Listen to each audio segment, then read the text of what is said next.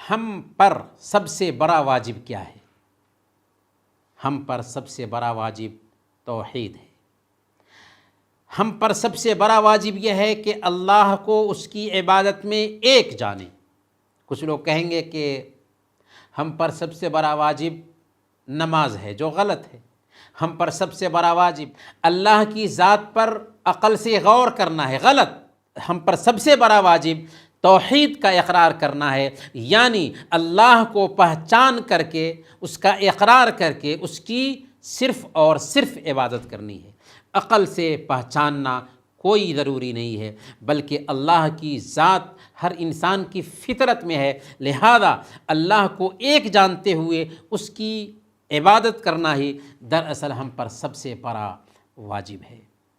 سوال نمبر 10، توحید کی کتنی قسمیں ہیں اور وہ کیا کیا ہیں؟ توحید کی کتنی قسمیں ہیں اور وہ کیا کیا ہیں؟ میرے بھائیوں اور میری بہنوں، یہ جو سوالات ہیں بہت ہی اہم سوالات ہیں۔ ہم سب کی زندگی میں ان سوالات کی ضرورت ہے، لہذا ان سوالات کو نوٹ کریں، یاد کریں اور اپنے بچوں کو بھی یاد کرائیں۔ توحید کی 3 قسمیں ہیں: توحید ربوبیت، توحید الوہیت اور توحید اسماء و صفات۔ اللہ کو رب ہونے میں ایک جاننا، اللہ کو عبادت میں ایک جاننا، اللہ کو اس کے ناموں اور اس کی صفتوں میں ایک جاننا۔ توحید ربوبیت کیا ہے؟ ربوبیت رب سے نکلا ہوا ہے، یعنی اللہ کو خالق، مالک اور مدبر سمجھنا۔ خالق یعنی پیدا کرنے والا، مالک یعنی مالک تو ہم سمجھتے ہیں، اور مدبر یعنی کائنات کو چلانے والا سمجھنا، کہ اللہ تعالیٰ ہی خالق ہے، اللہ تعالیٰ ہی مالک ہے، اللہ تعالیٰ ہی کائنات کو چلاتا ہے، وہی روزی دیتا ہے، وہی مارتا اور جلاتا ہے۔ یہ دراصل توحید ربوبیت ہے، اور ربوبیت کا اقرار سارے دھرم کے ماننے والے کرتے ہیں۔ اس میں اسلام کو کوئی امتیازی حیثیت حاصل نہیں ہے، سارے دھرم کے لوگ مانتے ہیں کہ اس کائنات کا رب صرف ایک ہے۔ توحید الوہیت کیا ہے؟ توحید الوہیت عبادت کے تمام کاموں میں اللہ کو ایک جاننا۔ عبادت کے تمام کاموں میں اللہ کو ایک جاننا توحید الوہیت ہے۔ یعنی عبادت کے جو بھی کام ہیں، چاہے نماز ہو، چاہے نذر و نیاز ہو، چاہے قربانی ہو، چاہے ذکر ہو، چاہے سجدہ ہو، چاہے جھکنا ہو، چاہے قیام ہو، یہ سب عبادت ہے، اور ان عبادتوں کا خاص ہونا ضروری ہے اللہ کے لیے۔ یہ ہے توحید الوہیت، یعنی عبادت میں اللہ تعالیٰ کو یکتا جاننا، عبادت میں اللہ تعالیٰ کو ایک جاننا۔ توحید اسماء و صفات کیا ہے؟ توحید اسماء و صفات کہتے ہیں بغیر کسی تحریف کے، بغیر کسی تمثیل کے، بغیر کسی تعطیل کے اللہ تعالیٰ کے ان ناموں اور ان صفتوں کو اللہ کے لیے ثابت کرنا جو اللہ نے اپنے لیے اور جو اس کے نبی نے اللہ کے لیے ثابت کیا ہے۔ دوسرے لفظوں میں ہم یہ سمجھیں کہ اللہ تعالیٰ نے اپنے لیے جو نام اپنی کتاب میں بیان کیا ہے، اور اس کے نبی نے اللہ کے لیے جو نام اور جو صفتیں بیان کی ہیں، ان سارے ناموں کو، ان سارے صفات کو ویسے ہی ثابت کرنا جیسے وہ نام اور جیسے وہ صفتیں آئی ہیں۔ ان میں تحریف نہیں ہونی چاہیے، ان کی تمثیل نہیں ہونی چاہیے، ان کی تعطیل نہیں ہونی چاہیے۔ تحریف کا مطلب ہوتا ہے کہ الٹا معنی پہنا دینا، تمثیل کا مطلب ہوتا ہے کہ مخلوق کے جیسے اس کو سمجھنا، مثال دینا اس کی، اور تعطیل کا مطلب ہوتا ہے کہ ان کا انکار ہی کر دینا۔ ہم مثال لیتے ہیں، اللہ فرماتا ہے قرآن میں تبارک الذی بیدہ الملک، بابرکت ہے وہ ذات جس کے ہاتھ میں، بیدہ، جس کے ہاتھ میں بادشاہت ہے۔ اللہ نے ید کا لفظ استعمال کیا، اور ید کا معنی ہاتھ ہی ہوتا ہے۔ اگر اس کا معنی قدرت ہوتا کہ جس کی قدرت میں بادشاہت ہے، تو اللہ تعالیٰ نے قدرت کا استعمال کیا ہوتا، اللہ نے ہاتھ کا استعمال کیا، تو ہم ثابت کریں گے کہ اللہ کے پاس ہاتھ ہے، لیکن اس کو بندوں کے ہاتھ کے جیسے نہیں مانیں گے، نہ ہی ان کا انکار کریں گے، اور نہ ہی ان کو الٹا معنی پہنائیں گے۔ اللہ عرش پر ہے، لیکن کیسے ہے ہمیں پتہ نہیں، اللہ نے نہیں بتایا، اسی لیے ہمیں ماننا ہے کہ عرش پر ہے، لیکن اس کی کیفیت ہمیں معلوم نہیں۔ تو یہ ہے توحید اسماء و صفات۔ توحید اسماء و صفات کی دلیل اگر جاننا ہے تو سورہ الفاتحہ کی پہلی چند آیات کو پڑھ لیجئے۔ الحمدللہ رب العالمین، اس میں توحید ربوبیت آ گئی۔ الرحمن الرحیم، اس میں توحید اسماء و صفات ہے۔ مالک یوم الدین، اس میں توحید اسماء و صفات ہے، مالک، رحمان، رحیم، یہ اسماء و صفات ہے۔ ایاک نعبد و ایاک نستعین، اس میں توحید الوہیت ہے کہ ہم صرف تیری ہی عبادت کرتے ہیں۔ تو گویا کہ سورہ الفاتحہ کی ان 2-3 آیتوں میں اللہ رب العالمین نے توحید کی جو 3 قسمیں ہیں ان 3 قسموں کو بیان کر دیا ہے۔ بلکہ سورہ الناس کو پڑھیے گا آپ تو اللہ فرماتا ہے قل اعوذ برب الناس ملک الناس الہ الناس، تو رب الناس اس میں توحید ربوبیت ہے، ملک الناس مالک ہے تو اس میں توحید اسماء و صفات ہے، اور الہ الناس الوہیت سے ہے، الہ اس میں توحید الوہیت ہے۔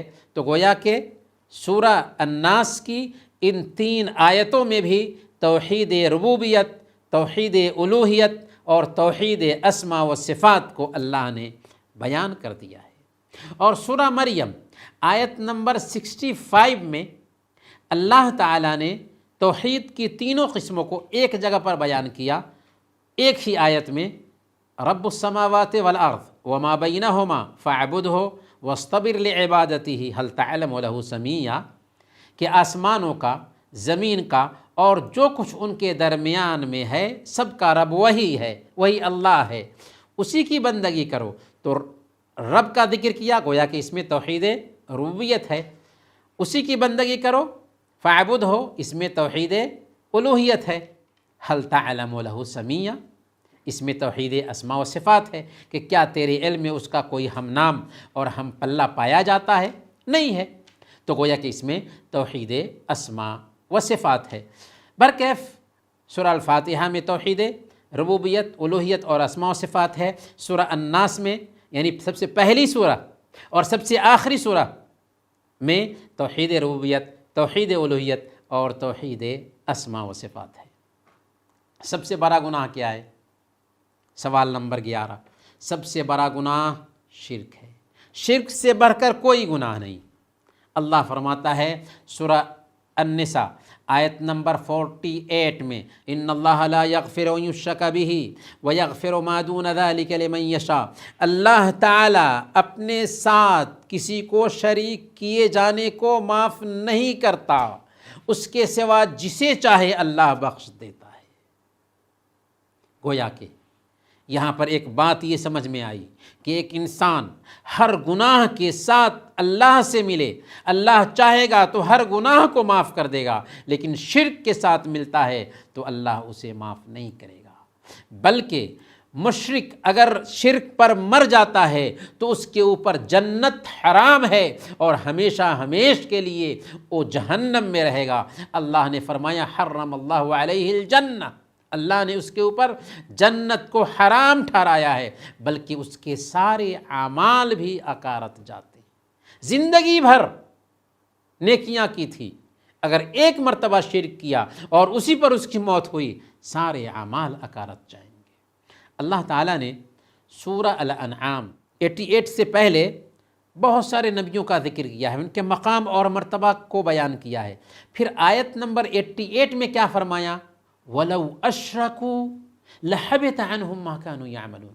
یہ بڑے بڑے جو انبیاء گزرے ہیں، اگر ان انبیاء نے بھی شرک کیا ہوتا، سپوز ڈیٹ، تو ان کے بھی اعمال اکارت جاتے۔ بلکہ اللہ نے اپنے نبی کو دھمکی دی، لئن اشرکت لیحبطن عملک، اے نبی اگر آپ نے بھی شرک کیا ہوتا تو آپ کے بھی اعمال اکارت جائیں گے۔ اس لیے شرک بہت ہی خطرناک چیز ہے، اس کی معافی نہیں، لہذا شرک کو سمجھنا بہت ضروری ہے، ہمیں سمجھنا چاہیے، اپنے گھر میں سمجھانا چاہیے، اپنے بچوں کو سمجھانا چاہیے۔ شرک کیا ہے اور اس کی کتنی قسمیں ہیں؟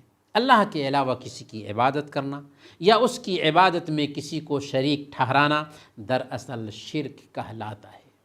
اور شرک کی دو قسمیں ہوتی ہیں، شرک اکبر بڑا شرک اور شرک اصغر چھوٹا شرک۔ شرک اکبر کیا ہے؟ مثال کے طور پر اللہ کے علاوہ کسی سے دعا کرے کوئی، دعا بھی عبادت ہے جو اللہ کے لیے ہونی چاہیے۔ اللہ کے علاوہ کسی اور کو سجدہ کرے، اللہ کے علاوہ کسی اور کے سامنے جھکے، اللہ کے علاوہ کسی کے لیے جانور ذبح کرے، اللہ کے علاوہ کسی سے خوف کھائے، اللہ کے علاوہ کسی سے امید باندھے، تو یہ ساری کی ساری چیزیں شرک ہوں گی جو ایک انسان کو اسلام سے نکال دینے والی ہے۔ شرک اکبر اگر ہے تو واقعی ایک انسان اس کی وجہ سے اسلام سے نکل جاتا ہے، اسلام سے پھر جاتا ہے۔ اور شرک اصغر کیا ہے؟ جسے اللہ اور اس کے رسول نے شرک کہا ہے، اس کی وعید بیان کی ہے، لیکن یہ شرک اکبر میں شامل نہیں کہ ایک بندہ اللہ کے علاوہ کسی اور کی قسم کھائے۔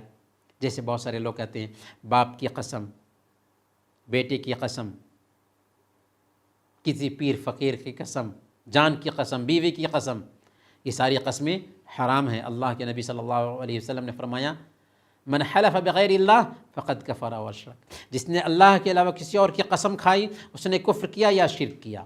اسی طرح سے تعویذ، گنڈے لٹکانا، نفع حاصل کرنے کے لیے یا نقصان دور کرنے کے لیے کوئی چیز لٹکائی جائے یا پہنی جائے۔ بہت سارے لوگ ہاتھ میں چھلا باندھتے ہیں، دھاگے باندھتے ہیں۔ مسند احمد کی روایت ہے، اللہ کے نبی صلی اللہ علیہ وسلم نے ایک آدمی کو دیکھا، اس نے ہاتھ میں چھلا پہن رکھا تھا، پوچھا کس لیے پہن رکھے ہو؟ اس نے کہا کہ ایک بیماری ہے جس کی وجہ سے میں نے پہن رکھا ہے۔ آپ نے کہا انزعها فإنها لا تزيدك إلا وهنا، اسے نکال پھینکو، اس کی وجہ سے تیری بیماری اور زیادہ ہوگی، اور اگر اسے پہنے ہوئے مر گئے تو کسی صورت میں کامیاب نہیں ہو سکتا۔ اسی طریقے سے شرک اصغر کی مثال یہ بھی ہے کہ اگر کوئی آدمی کہتا ہے کہ اگر اللہ چاہے اور آپ چاہیں۔ ایک آدمی اللہ کے نبی صلی اللہ علیہ وسلم کی خدمت میں آیا اور کہا ماشاء اللہ وشئت، جو اللہ چاہے اور آپ چاہیں۔